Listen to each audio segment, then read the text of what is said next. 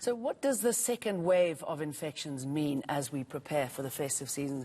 Will gatherings have to be cancelled? I'm joined by Professor Adrian Purin from the National Institute for the Communicable Diseases of South Africa to put things into context. What does the second wave mean, Adrian? What should we be expecting and doing?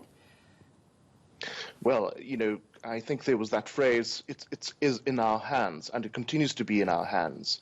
So it comes back to the fact that, in fact, when we looked at the various stages of the lockdown, and you specifically look at level 2 and level 1, there was really good evidence that, in fact, we were able to have some level of control of this outbreak. In fact, we have what is called the R value, and it went below 1. And then, obviously, with level 1 appearing, we then saw this increase in cases. And it's really around different aspects. It's really around how we actually manage our events, for example. And we've seen, for example, in the Eastern Cape and now currently in KwaZulu-Natal, where you have, for example, the so-called super spreader events, where large numbers of people gather, are in close contact. There may well be limited ventilation, and that's where spread occurs. So I'm afraid it comes back to all those key messages that we went through in that first phase, or the first surge, if you like, that it still comes back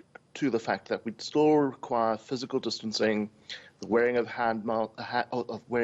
masks, the washing of hands, ventilation.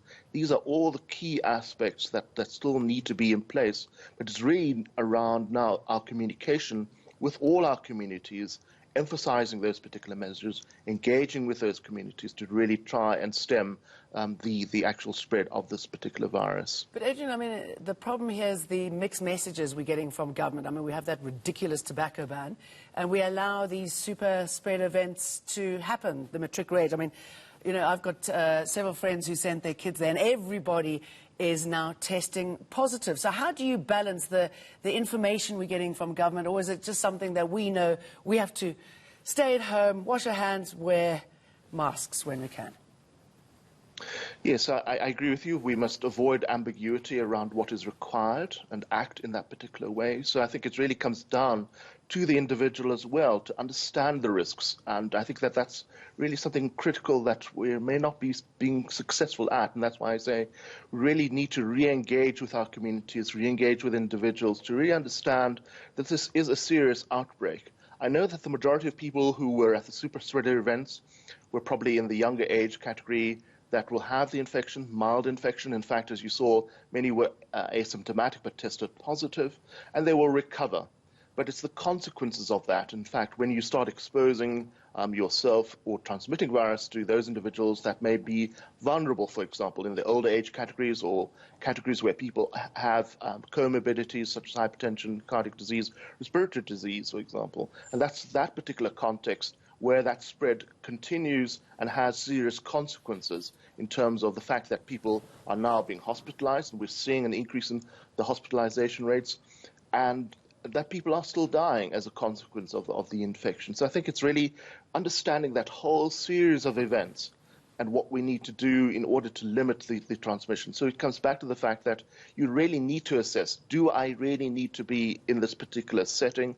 What are my risks in that particular setting? And how do I manage those particular risks? And so Adrian, maybe we need to be reminded how devastating this pandemic is. I mean, I've been hearing stories from friends of mine, particularly in the Western Cape. I mean, somebody had a heart attack. He couldn't get into a hospital because the hospital was full. So just because you think you've got, I don't know, medical aid doesn't necessarily mean you're going to get treated. There's also the long-term effects of this. It might be mild, but it affects people's memory in some instances. That's just one of the things. What else have we learned?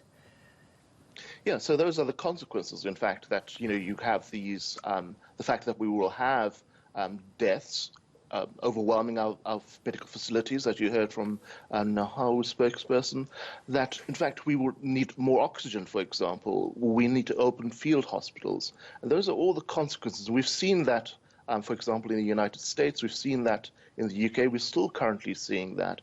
So yes, there are very serious consequences that need to be taken into account. And in fact, how we manage that comes back to the fact that it's in your hands to control those particular risks at the end. All right, Adrian, scary times. Thank you.